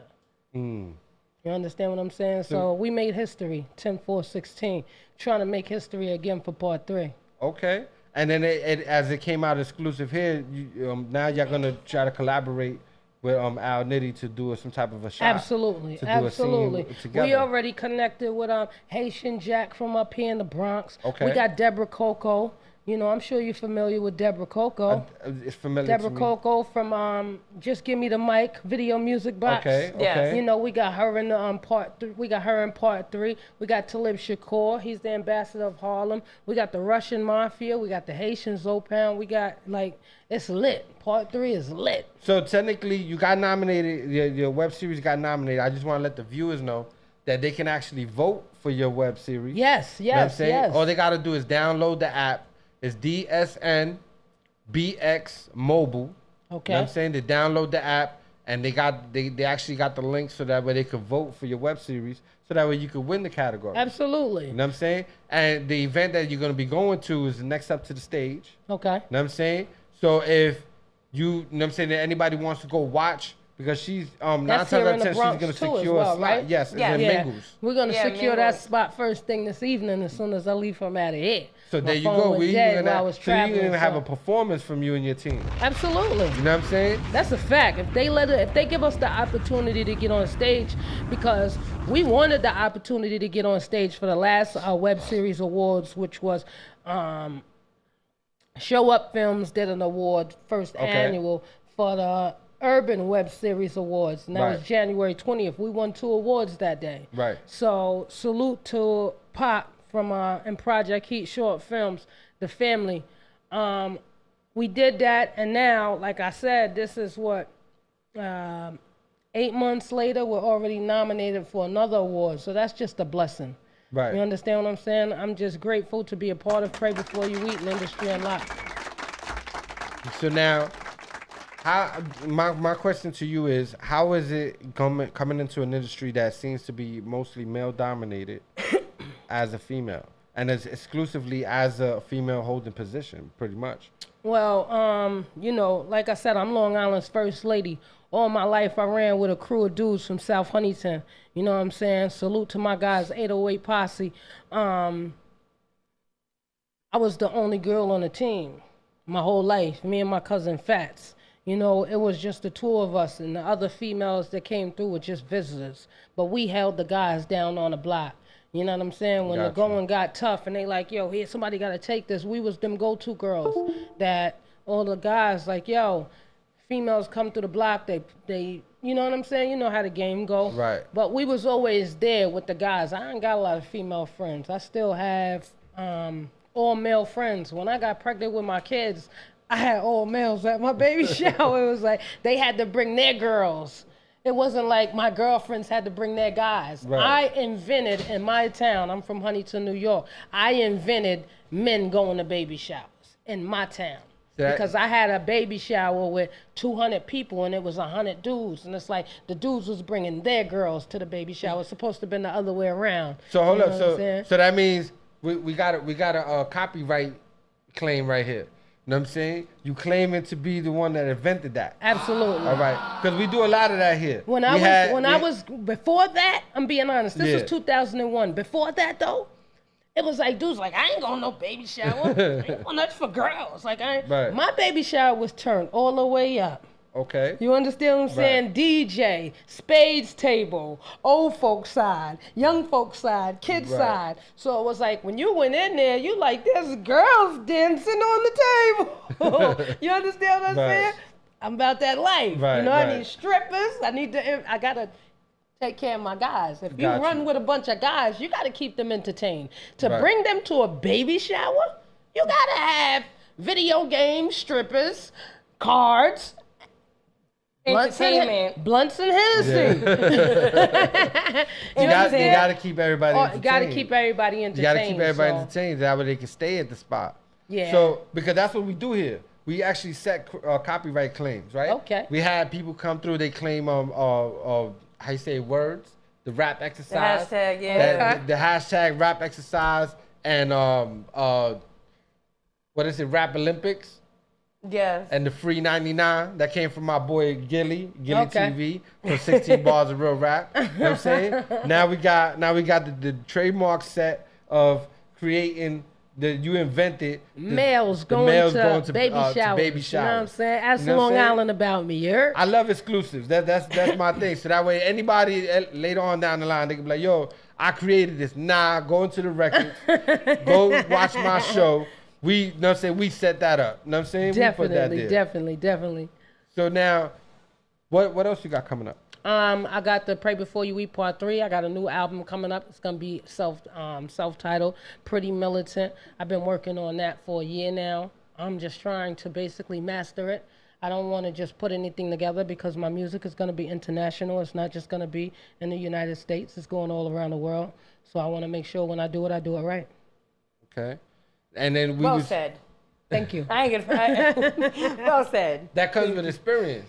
I'm starting to see that, like you know what I'm saying, because you did this a lot. This is you. I've been in the game for over 14 years, so I just last 3 years of my career, I took it very seriously. Now I'm ready to become the entrepreneur that I am. You understand what I'm saying?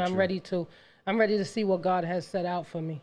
Because I already I did it. Right? You understand? Like it's like I did everything wrong in my life that I can do, and now I'm just trying to do everything right. That's the fact.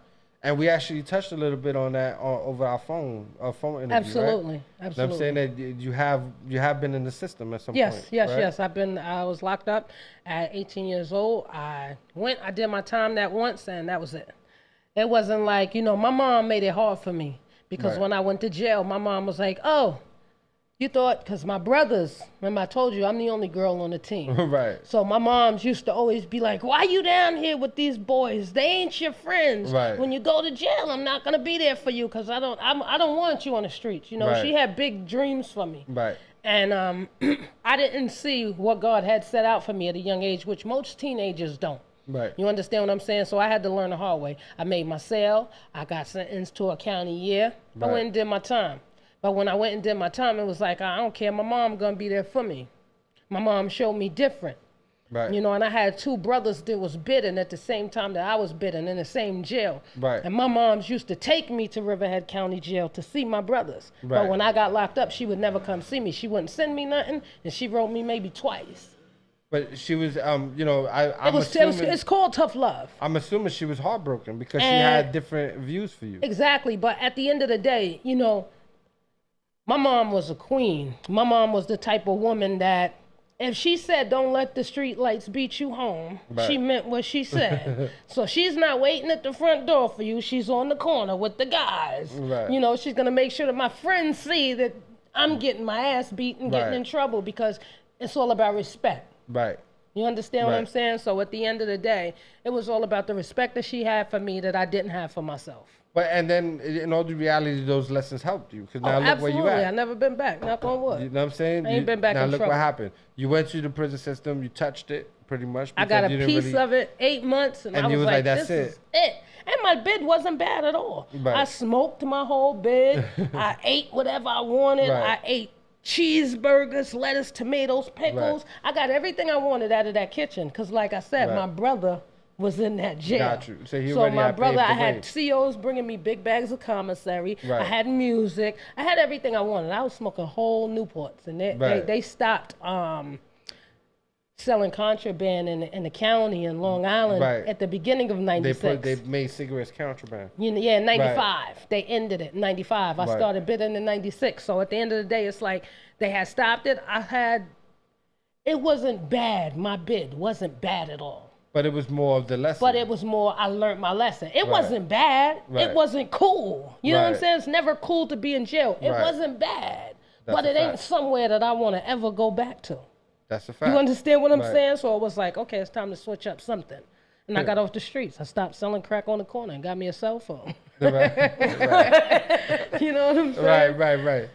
So, and now that you a mom, it makes you realize, you know what I'm saying? Once I had my daughter, it was like, I can't sell no more crack. I got to do something to better my life for my children. Right. You know what I'm saying? So letting that go just helped me be a better parent and a better leader. Because you really don't want to be in the position your mom was in when you was growing up. Absolutely not. My you don't mom want to was have to be getting waiting high in the corner. You know what I'm saying? Off crack, cocaine, heroin, opium. My mom's done everything. You understand what I'm saying? So it's like watching my mom and my dad, both of my mom and my dad are deceased at a young age from their heavy drug use. So that keeps me away from drugs Right. That keeps me away from alcohol. It's like, I'm the type of person, not everybody's the same, but I am a type of person that I learn off of other people's mistakes. So Right. if I see you walk out this door and there's a strip there and it's gonna trip you, guess what? I'm gonna make sure I look down when I'm leaving out that door, because I don't wanna make the same mistake that What's I your just seen you sign? made. I'm a Libra. You're a Libra? A lovely No, I'm Libra. an Aries, because that's actually what I say. Like, I learned from my parents' mistakes. Absolutely. Also. We have similar backgrounds with our parents, all three of us. But I learned from their mistakes on what not to do. Absolutely. He says that I spoil the kids, but I feel as though they know right from wrong. Yes, every kid They deserves just to know be spoiled. mommy's love. You understand what I'm saying? Thank and you. there's nothing wrong with being a loving parent. All I ask my friends or people that I'm associated with when it comes to your children, don't be too lenient on your children. I tell my assistant's mom every day, you know, don't be to too have lenient. grown kids living in the house, it's not cool. No, That but ain't see, paying no rent. the oldest is 19. He just graduated high school. But he still should have a job and be paying some type of He rent, does have a because job. you have to prepare him for when he's gonna leave He your house. does have a job. He is starting college next week. God he bless does him. have another profession in as a backup. Okay. So he'll have 2 jobs plus college. Okay. You know what I'm saying? Yes, he did take a 2-week You train hiatus. you train. It's all about how us parents train our kids up the right way. You know, it's okay to spoil your kids. It's okay to give them whatever. But at times when they doing, something wrong, put your foot down. Let them know that this is unacceptable and it cannot happen again. Listen here, don't. That's what I'm talking Just about. because she's sitting next to me, remember when That's what that I'm shit hits talking 5 about. o'clock, nigga, you go out the door with me. Yeah, Because you sit there and do the same shit with your daughter too. But it's the truth. You gotta teach them when they're doing wrong, because that's Yes. our job. We gotta guide them. That's your We job as a parent. You owe that to your children. We You have have a to grace guide that with our 5, you know what I'm saying? They are a bit spoiled, but they do know right from wrong. You know what I'm saying? They ain't out there hustling In the the street. They streets, ain't going crazy. smoking. They don't drive us Good till 5 man. o'clock in the morning. And you mentioned my daughter, right? But let me explain this She's to you. spoiled. If I say you have to do this, all you gotta do is say, yo, your dad said you gotta do this. He's gonna call you right now, and she runs and she does it. So you know what I'm saying? How That's old is because she? she's only 11. No, 10. she just turned 10. She's 10. July I 30th. got a stepson that's 11 too. Okay. But the whole point is Yeah, we got that back to back. yeah, nah. But the whole point is that she's already been ingrained with that, and I don't beat on my daughter. You know what I'm saying? So ain't she none don't of have them to worry beat. about that. Nobody gotten beat on. You know what I'm saying? But it has to do with respect and showing whether or not you're disappointed. Yo, my son's 16. Shout out to my baby boy Joshua. Yo, my son knows. It's just like you just said. All you gotta do, my sister tell you, all she gotta do is be like, your mom said such a, I'm on my way right now. Tell him 8 minutes away. He knows not to play that. Just don't play with me. Respect me and I respect you. What I always love about my daughter is that ever since the beginning, all I gotta do is, yo, go in the room. I gotta talk to you. She's already crying. She already knows. She's already what it crying. is. So I She did like- something wrong. She And don't know. It had It's nothing not to do that with she hitting. did something wrong. Let me just. No, but that's I'm when not- that's when she know that she You did may something feel that wrong. way. It's Yeah. not that she feels she did something wrong. Let me just tell you that because I'm That's the only a time young she in lady. trouble. Okay. She's crying because it bothers her when she disappoints you. Right. It's not a fear. It's disappointment. Right. Damn, I disappointed daddy again. We're women. We run off emotion. Right. Your father for a girl is like your everything. You know what I'm saying? Right? Yeah, that's why I love it. Yeah. My dad wasn't never I wasn't raised around. by my parents. I was raised by my grandparents, but my grandfather was my world from day one because to the very that's end. the man Yes. that showed you the king. Yeah, in my him. You grandfather understand was what I'm my saying? world. See, my dad wasn't around either, but I knew that was my dad. So he Yeah. was always, I gotta look up to him. That's my king. My mom was my queen. You understand? My dad didn't come around me till I was a full-grown woman and he was dying with AIDS. And you know Yeah. what? I buried him. I did everything the way I was supposed to. And that's why I'm blessed. Nobody could tell me different. You know Yeah. what I'm saying? The Bible says, honor your mother and your father, and the Lord promises you that your days will be everlasting. He's a very good father and a very good stepfather. Yes, he's a very big pain in the ass to everybody. and including the 7 cats and the 3 snakes we have in the house. Y'all got 7 cats? Yes. Yeah. So we listen. 7 cats. I can break this down. Hold on. Wait, 7 cats and 3 snakes. Pretty. Yeah, no, the I got snakes are 7 mine. The cats. snakes are mine. 7 cats. The snakes are mine. 3 snakes. I love 5 snakes. They kids eat and a rats. husband. I hate You know rats. what I'm saying? I hate rats. They He eat rats. said he loves snakes because they eat rats. Yeah. Salute to that. Yeah, I hate rats. I hate rats. But you know, that's the one thing that he doesn't ask for anything. He really doesn't. So I gave him the snakes. He can have that. She always make it seem like she gave it to me. I did. She allowed Always you to that. have. Listen, how long did you fight me? She allowed you to have the snakes. Yes, thank you. Cause let me If tell you go you back to his something. Father's Ain't Day nobody bringing no snakes in my motherfucking If you house. go back to the Father's That's Day what post, they'll it do. says thank you for allowing me to get these. Nah, ain't nobody bring no snakes But, up in you my know, crib. the thing is that they get on me about is that I'm real disciplined when Yes. it comes time to with the kids. You're supposed to be. Because You're the king. I know I was a kid. I was No, 10 years you're old. the man running of the around. house. I So- was in the streets running around. I was the terror in the block. So I know I don't want them doing that. You know what I'm saying? So Absolutely, absolutely. What I I have also to try to guide get him them. to understand is that the way that he was brought up and the way that our kids are brought up is different. He doesn't want them to repeat his mistakes, but they're not gonna because they already know better. The time is different And the time anyway. is different. The and timing is different. He goes, you see how we talk here, and I might get into big conversations about it. That's what he does. He'll sit them down for hours and give them lectures for hours on end But about you how when he grew up. I'm But a the time is believer. different. I'm a believer. What's your son? Sagittarius. I'm a Right believer. after me. Huh? Yeah. You Sagittarius. Damn, what's your birthday? Don't say nowhere in the second week, please. November 23rd. Oh, my goodness. That's Victor. Well, That's actually, my brother's birthday. No, because right after Scorpio is, and then Sagittarius. Sagittarius, Because my yes. daughter's November Libra, 17th. Scorpio, My mom was Scorpio. Sagittarius. She was November 18th. My mom was Yeah. a Capricorn.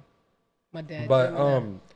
now, but my whole thing is, I believe that you have to be able to tell them what's wrong. Absolutely. If they don't know If you, what's wrong, if you don't have the ability, if you don't have the opportunity to show them, then you have to tell them about what you've been through so they can learn off your mistakes. also to tell them like, yo, listen, this is wrong because of this. X, Y, and Z. Because if I'm not here no more, all they're gonna say is, yo, he kept telling me not to do this, but I don't know why. They ain't tell me why. Absolutely. And then when I die, they're gonna be like, yo, you know what? I'm gonna do it because I think there's something right with this, and then they're gonna get themselves into some type of trouble. Because they don't know where Right. it's going to take them. You know But what if I'm you saying? let them know, okay, well, it's wrong because this is the wrong part of it.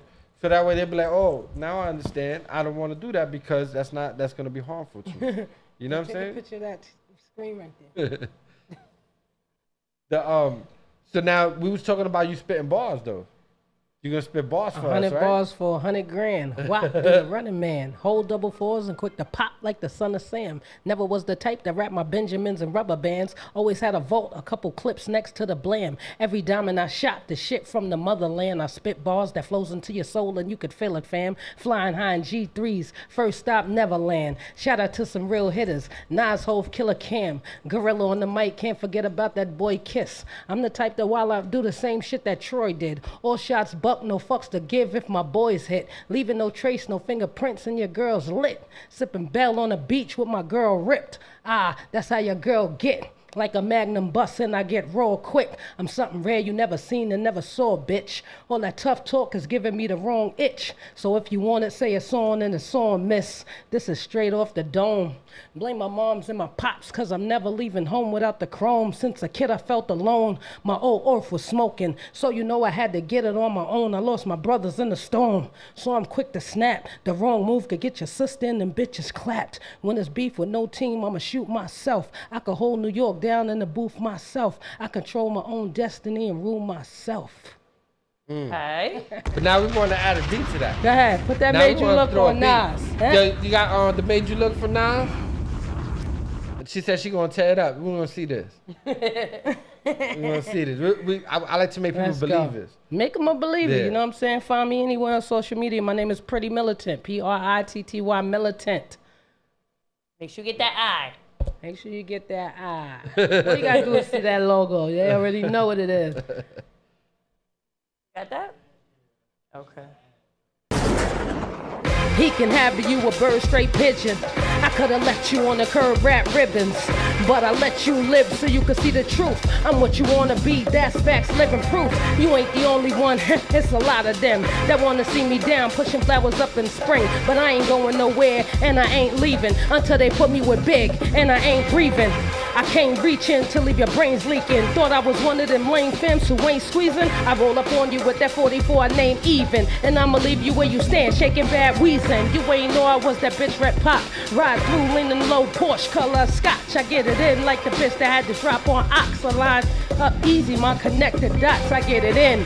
He could get it, you could get it too. I got shooters, who got shooters, they got shooters. I ain't gotta shoot. Beam is on silent, leave you stretched right around your crew. Soon as you front, we gon' see who really honor you. Your man next to you ain't your man, he's Dana food. Already ate full with shells in his face. I talk a lot of shit without the army, I can back it up. My bulldog, eagle, and AR get the acting up. I go 0 to 100, bitch, real quick.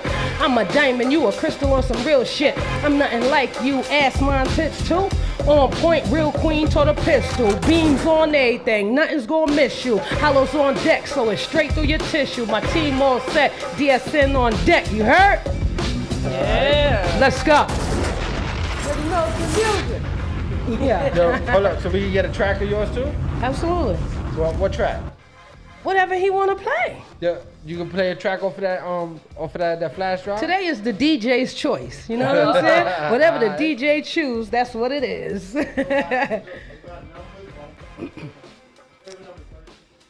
That's my favorite number. Let's get it. So then you go by surprise and But just hit you with that's one. just saying. That's a.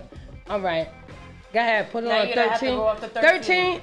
I can only spit my verse, but you know, 13 is the Pray Before You Eat soundtrack. Oh, so that actually works You know, out. play that for me though. Whoa. Nah, that's some R&B shit. I thought he had the CD. That's my man voice. Oh my gosh. Killer beats. Not at all. It should just say Pray Before You Eat. It's all right if I come over there? You can turn this off though, fuck voice. Got it? Down. That's it? My bad. Yo, pray before you eat. All my killers in the streets, nigga.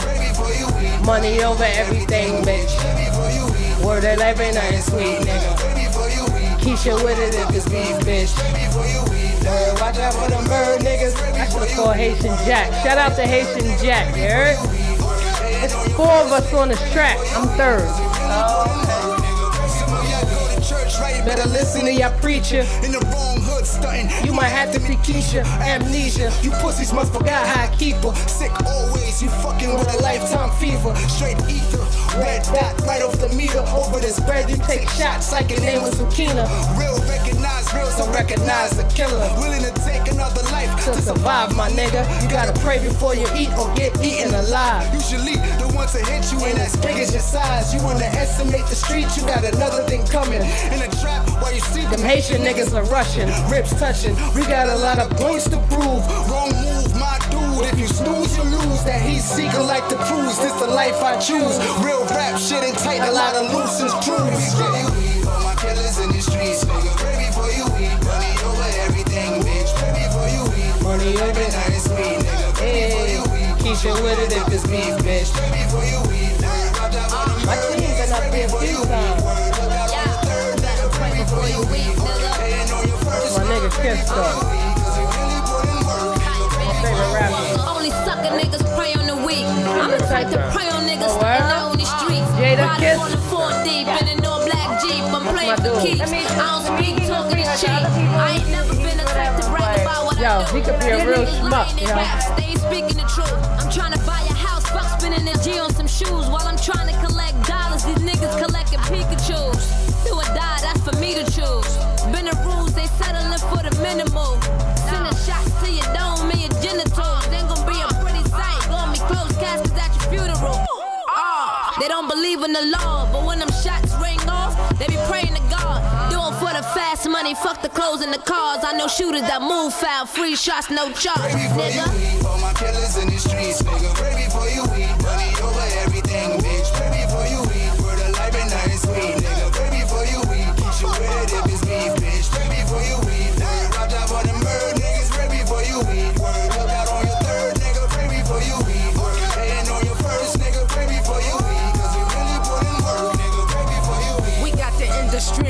pray before you weep. Kaya baby, pretty militant, Cohen Keach. Be the first ones to roll up and spark the heat. Don't be the first to die front and thinking shit is sweet. No matter where it's at, safe of what we want the green. 9 million on deck, put it to your cheek, nigga, you know what it is. The wrong move will get you smoked, left in the red puddle, stiff slumped and soaked. I'm quick to turn a robbery to a homie. They almost had to drop a Kaya, caught him in the lobby. Emptying the clip is fun, I call it a hobby. If the Cali can't take him down, I'm dumping the shoddy. Hands together, closed eyes when I'm on my knees. I'm spitting bars at a height y'all'll never reach. Y'all should pray to tell the truth if it was up to me. Roy, tell him Jack yelling now.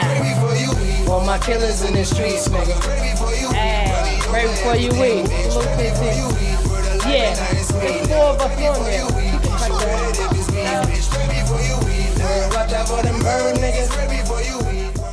So that was the soundtrack from Pray Before You That's Eat, right? the title track from Pray Before You Eat. You could check the video out on YouTube.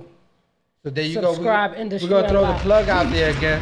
Download the app, DSNBX Mobile, right? And vote for the web series of Pray Before You Eat so that way they can win the nomination and get the award. Yeah. Absolutely. We could just add that to the collection. Yeah. We 3 awards up right now. Okay, but y'all grinding. Oh, Y'all definitely. grinding, so The y'all grind gotta don't be able to stop. do It's that. a lot of us. It's a lot. We got a big team. So then when they can find you at? They can find me all over social media at Pritty Militant. That's PRITTY Pritty Militant. There you go. So before we sign off, right? We got a special shout out. Yes, we have for- to shout out Giselle with the GB project. She's doing quite a few giveaways, more like giving back to the community. I went Which to she one of her always events does. Thursday. Yes, she's constantly doing it. Constantly. I went Thursday to her Sticks and Drinks event and dropped off a whole bunch of school supplies so we can give kids in the community school supplies and book bags to help them. August 31st, she's having a free event. If I'm correct, it's at 4, but I will definitely make sure you guys can also find us on social media because I'm reposting it. It's on 138th and Alexander Avenue, August 31st. Today, they're actually having an event in Jefferson Park on 114th and 1st Avenue, back to school. And then there is another one, September 2nd. It is more dear to me because they are very close friends and family to us. It's a back to school event. They're giving away 100 book bags.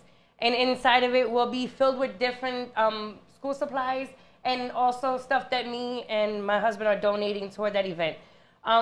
My goal was to donate at least 100 pairs of socks because it's going strictly to homeless kids. Okay. Every homeless person needs, next to food, is a clean pair of socks. Absolutely. So my goal was to donate 100. But we're gonna donate 200 into every book bag and plus school supplies. So September 2nd, don't forget St. Mary's Park right there on St. Mary's and St. Anne's Avenue between 1 and 9 o'clock. Then we have August 31st at 4 p.m. Free haircuts for all the boys, plus book bags given away with school supplies. And you said that. Donation right here, you know what I'm saying? Oh, Shout out okay. to Team Pritty Militant. We're gonna donate. All right. You know what I'm saying? She came We're on gonna some surprise donate right shit. now. We're gonna nip that in the butt right now. Oh, so there you go. Yes. We got. This is for the event with Yes, with September 2nd. with the Lee family, with right? With the Lee family, because they are very extremely good friends of ours. Shout out to And they do Brian this and Keith every Lee single, and Bucket Keisha Boys. Lee, Bucket Boys. Oh my God, Miss Des, Keisha, everybody. Their family's so humongous. If we name all of them, we'd be like here the whole hour. Yeah, they're And very because good the thing friends is of that ours. their family is so loved in the community that it's like an extended family. Yeah. Like the whole block, or the whole neighborhood already They knows all of know them. They and embedded in there They do because this they do every so single much. year. for It's to stop the violence in memory of fallen family members, but it's Okay. also a back to school event. Okay. They feed thousands of people. Trust me, I sit there and I serve the food with them. You let them know that I send my September 2nd, blessings, yes, and I I send will, my definitely. support. Hold on, you said And, September 2nd? September 2nd. Sometimes they let artists come on there too. Whenever there's an They have a availability DJ and all that. for artists, I'm more than happy to come through and support. I have the flyer. I will definitely shoot that over to you. As well as You're more than donate. welcome to If come. there's anything that you can get me on board and they want people to come and perform and they want to charge people so they can make money, Right. I'm down No, for everything- any type of unity. Any anything that has something to do with helping somebody out, you can always call on Pritty Militant. Okay. That's my lane. Everything that day is completely free. The food, the drinks, everything is completely free. Okay. And last year we did go through it needing some type of help. Yeah. But this year I am making sure that we give back to everybody because our kids, our 5 kids, are already straight for school. Okay. So why not help everybody else? They usually have artists to come through just to entertain people. You usually have Fly Star Streets comes out. You know what I'm saying? Sometimes some of the Bucket Boys will come out and perform. You know what I'm saying? So I'm pretty sure that they would feel blessed. You keep me in tune. You keep me in tune because a lot of female artists, a lot of places that I go events, they be like, yo, it's so hard to get a female artist. So if it is anybody out there that's watching or that's listening, you can always find Pritty Militant on any social media. I'm bound to perform for free.